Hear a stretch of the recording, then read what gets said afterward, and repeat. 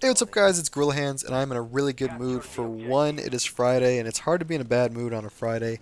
And two, I'm going to get a chance to see one of my favorite comedians of all time. His name is Louis C.K. If you don't know who he is, he actually has his own television show on the FX network called Louis. Surprise, surprise. I'm actually not too crazy about his TV show, but I love his stand-up. His sense of humor might be considered a little dark or cynical to some, but I think it's freaking hilarious. And one of the great things about him is he changes up his set routines all the time. A lot of comedians, they'll hold on to a set for a year, maybe a year and a half before they really change up their entire routine. He has an almost a new routine every 6 months, and they're all funny, at least to me. I think they're all hilarious. So really stoked and excited to see him perform live tonight. But I guess, got some Black Ops gameplay for you. It's been a little while since I posted up some Black Ops gameplay, and to be honest, this is probably going to be the last time. Well, I wouldn't say it's the last time, but it's going to be a little while before I ever post up any more Black Ops gameplay again, just because this game's kind of reached the end of its life cycle. I mean, it's been out for almost a year.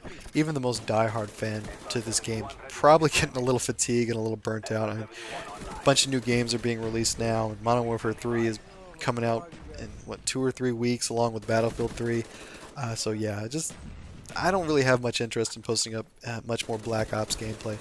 So I figured to kind of wrap everything up, I guess I'd give my final thoughts and opinions of this title. And if you're wondering, why in the world are you doing this now? Well, I don't think it's actually you can actually give an accurate assessment of the multiplayer portion of a game like Call of Duty when it's first released. Like when IGN drops their release the day, or their review the day a game is released, I just don't think that's very accurate, because the game that they play day one is different versus the game that you might play now, for a lot of reasons. For one, the developer is going to patch some things, they're going to change some things, and the other thing that's a big difference is the way the community plays the game. The community is going to find things that they like. A lot of people will find cheap tactics, or things that allow them to excel, or they'll find exploits and things like that. And when those things start to rear their head into the game, that's when things start to change. So, like to give you an example, like with Modern Warfare 2, Marathon Lightweight Commando started to pop up, and One Man Army Tubes appeared much later on down the road, and that's when things really, I think, negatively affected the community, at least One Man Army Tubes.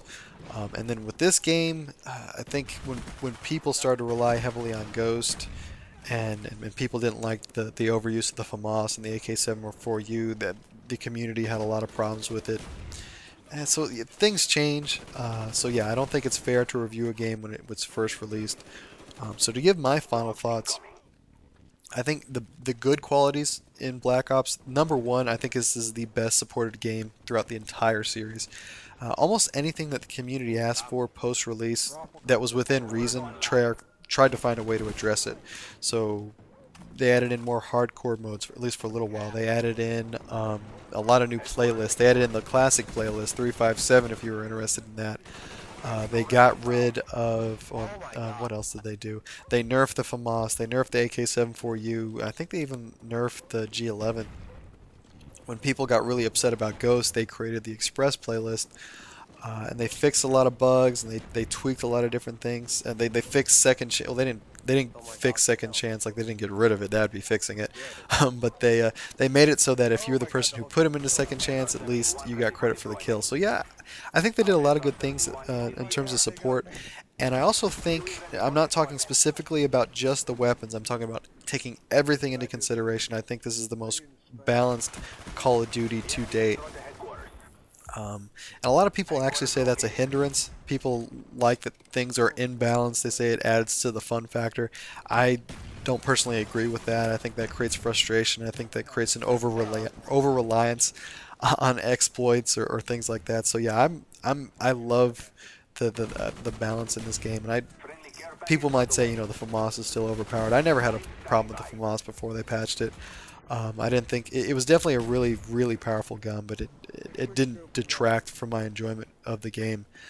What are the negatives? The pacing, I think this is probably one of the more slower paced games in the entire series. Not an absolute negative, but I think COD 4 and Modern Warfare 2 definitely had a better overall tempo.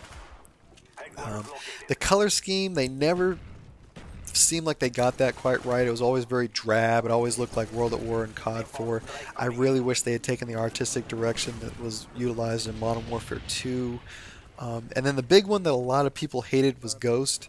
I actually, I'm not a big fan of the overuse of Ghost, but at the same time, it didn't bother me. I never use Ghost at all, like ever. There, I have 0 classes with Ghost equipped, and I just, I never had my eyes glued to the UAV. I think the best solution against Ghost is Blackbird. You just get your Blackbird and then show everybody on the map. So yeah, Ghost wasn't a huge issue for me. I'm sure a lot of players utilized that, and that was one of the reasons that probably the tempo wasn't as high, because when you played COD 4, everybody had UAV and almost everybody showed up on it.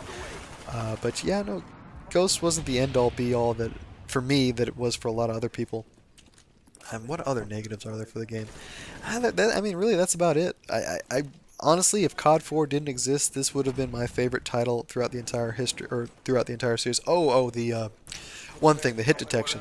Uh, some people say that's in everybody's minds, like that's not fake. For me, I will say that the hit detection in this game is the worst throughout the entire series. It wasn't game breaking. It probably happened a small percentage of the time, but I will say that the hit detection in this game was the worst throughout the entire series. But all in all, I was really happy with the game, especially the post-game support. I hope Treyarch and maybe Infinity Ward both follow in these practices with their next titles. Let me know what your final thoughts of this game was.